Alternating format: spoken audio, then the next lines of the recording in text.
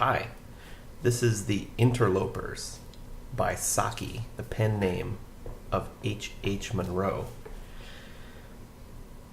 In a forest of mixed growth somewhere on the eastern spurs of the Carpathians, a man stood one winter night watching and listening, as though he waited for some beast of the woods to come within the range of his vision and, later, of his rifle.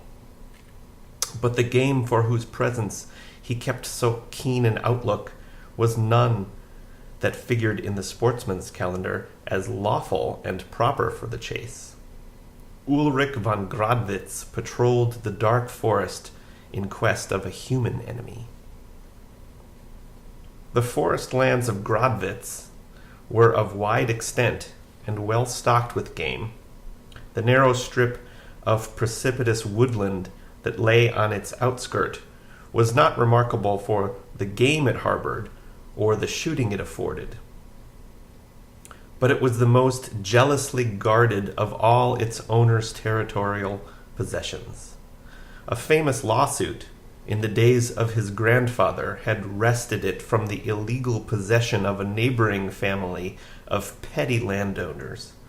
The dispossessed party had never acquiesced in the judgment of the courts, and a long series of poaching affrays and similar scandals had embittered the relationships between the families for 3 generations. The neighbor feud had grown into a personal one since Ulrich had come to be head of his family. If there was a man in the world whom he detested and wished ill to it, it was Georg Znaeym, the inheritor of the quarrel and the tireless game snatcher and raider of the disputed border forest. The feud might perhaps have died down or been compromised if the personal ill will of the 2 men had not stood in the way. As boys, they had thirsted for one another's blood. As men, each prayed that misfortune might fall on the other. And this wind-scourged winter night, Ulrich had banded together his foresters to watch the dark forest, not in quest of 4-footed quarry, but to keep a lookout for the prowling thieves whom he suspected of being afoot from across the land boundary. The roebuck, which usually kept in the sheltered hollows during a storm wind, was running like driven things tonight, and there was movement and unrest among the creatures that were wont to sleep through the dark hours. Assuredly, there was a disturbing element in the forest, and Ulrich could guess the quarter from whence it came. He strayed away by himself from the watchers, whom he had placed in ambush on the crest of the hill, and wandered far down the steep slopes amid the wild tangle of undergrowth, peering through the tree trunks and listening through the whistling and skirling of the wind, and the restless beating of the branches for sight or sound of the marauders. If only on this wild night, in this dark lone spot, he might come across Georg Znaeym, man to man, with none to witness. That was the wish that was uppermost in his thoughts. And as he stepped round the trunk of a huge beech, he came face to face with the man he sought. The 2 enemies stood glaring at one another for a long, silent moment. Each had a rifle in his hand, each had hate in his heart and murder uppermost in his mind. The chance had come to give full play to the passions of a lifetime. But a man who has been brought up under the code of a restraining civilization cannot easily nerve himself to shoot down his neighbor in cold blood and without word spoken, except for an offense against his hearth and honor. And before the moment of hesitation had given way to action, a deed of nature's own violence overwhelmed them both. A fierce shriek of the storm had been answered by a splitting crash over their heads, and ere they could leap aside, a mass of falling beech tree had thundered down on them. Ulrich von Gradwitz found himself stretched on the ground, one arm numb beneath him and the other held almost as helplessly in a tight tangle of forked branches, while both legs were pinned beneath the fallen mass. His heavy shooting boots had saved his feet from being crushed to pieces. But if his fractures were not as serious as they might have been, at least it was evident that he could not move from his present position till someone came to release him. The descending twigs had slashed the skin of his face, and he had to wink away some drops of blood from his eyelashes before he could take in a general view of the disaster. At his side, so near that under ordinary circumstances he could almost have touched him, lay Georg Znaeum, alive and struggling, but obviously as helplessly pinioned down as himself. All round them lay a thick-strewn wreckage of splintered branches and broken twigs. Relief at being alive and exasperation at his captive plight brought a strange medley of pious thank offerings and sharp curses to Ulrich's lips. Georg, who was nearly blinded with the blood which trickled across his eyes, stopped his struggling for a moment to listen, and then gave a short, snarling laugh. "So, you're not killed as you ought to be, but you're caught anyway," he cried. "Caught fast. Oh, what a jest! Ulrich von Gradwitz snared in his stolen forest. There's real justice for you." And he laughed again, mockingly and savagely. "I'm caught in my own forest land," retorted Ulrich.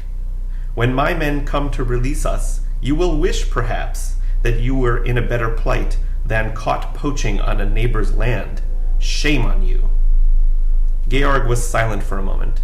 Then he answered quietly, "Are you sure that your men will find much to release?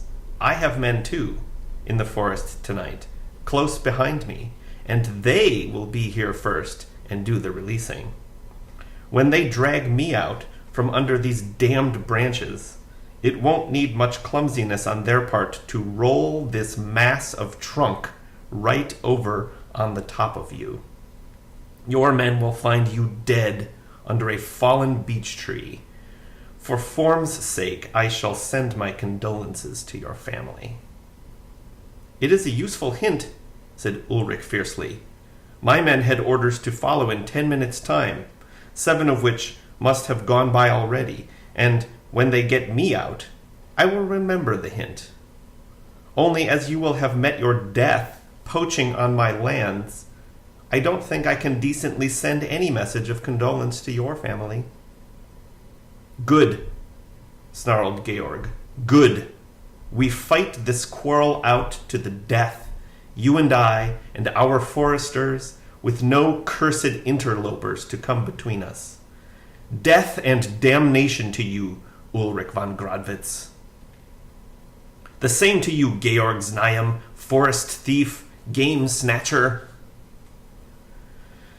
Both men spoke with the bitterness of possible defeat before them, for each knew that it might be long before his men would seek him out or find him.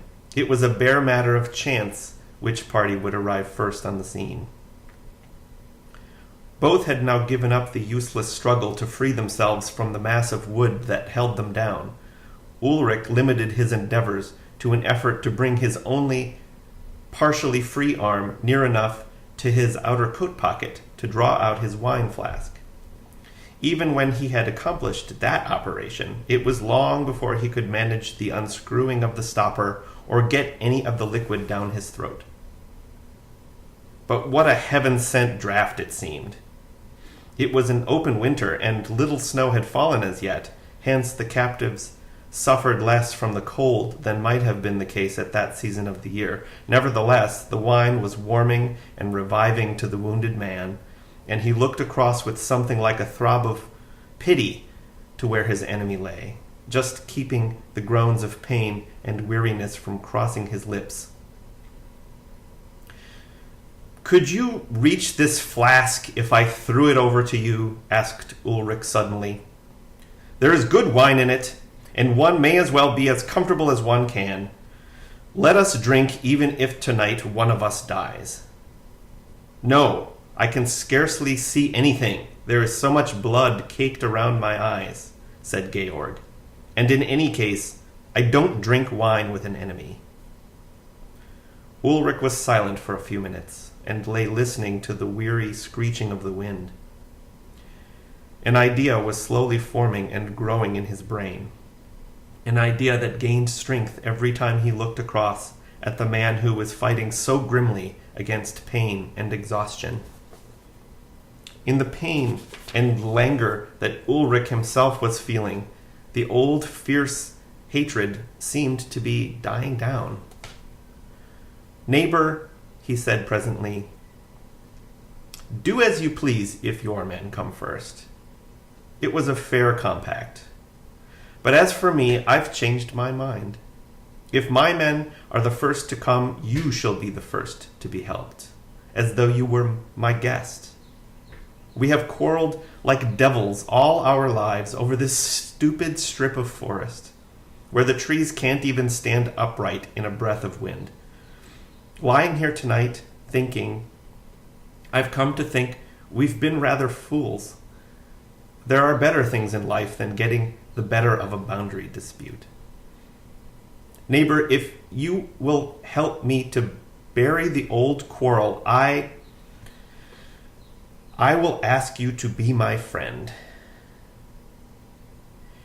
Georg Znaeym was silent for so long that Ulrich thought perhaps he had fainted with the pain of his injuries. Then he spoke slowly and in jerks. "How the whole region would stare and gabble if we rode into the market square together. No one living can remember seeing a Znaeym and a von Gradwitz talking to one another in friendship. And what peace there would be among the forester folk if we ended our feud tonight. And if we choose to make peace among our people, there is none other to interfere, no interlopers from outside. You would come and keep the Sylvester night beneath my roof, and I would come and feast on some high day at your castle. I would never fire a shot on your land, save when you invited me as a guest. And you should come and shoot with me down in the marshes where the wildfowl are. In all the countryside there are none that could hinder if we willed to make peace. I never thought to have wanted to do other than hate you all my life, but I think I have changed my mind about things too, this last half hour. And you offered me your wine flask. Ulrich von Gradwitz, I will be your friend." For a space both men were silent, turning over in their minds the wonderful changes that this dramatic reconciliation would bring about. In the cold, gloomy forest, with the wind tearing in fitful gusts through the naked branches and whistling round the tree trunks, they lay and waited for the help that would now bring release and succor to both parties. And each prayed a private prayer that his men might be the first to arrive, so that he might be the first to show honorable attention to the enemy that had become a friend. Presently, as the wind dropped for a moment, Ulrich broke silence. "Let's shout for help," he said. "In this lull our voices may carry a little way." "They won't carry far through the trees and undergrowth," said Georg, "but we can try. Together, then." The two raised their voices in a prolonged hunting call. "Together again," said Ulrich a few minutes later, after listening in vain for an answering hello. "I heard something that time, I think," said Ulrich. "I heard nothing but the pestilential wind," said Georg hoarsely. There was silence again for some minutes, and then Ulrich gave a joyful cry. "I can see figures coming through the wood. They are following in the way I came down the hillside." Both men raised their voices in as loud a shout as they could muster. "They hear us! They've stopped! Now they see us! They're running down the hill towards us!" cried Ulrich. How many of them are there? Asked Georg. I can't see distinctly, said Ulrich. 9 or 10. Then they are yours, said Georg. I had only 7 out with me. They are making all the speed they can, brave lads, said Ulrich gladly. Are they your men? Asked Georg. Are they your men? He repeated impatiently, as Ulrich did not answer. No, said Ulrich with a laugh, the idiotic, chattering laugh of a man unstrung with hideous fear. Who are they? Asked Georg quickly, straining his eyes to see what the other would gladly not have seen. Wolves,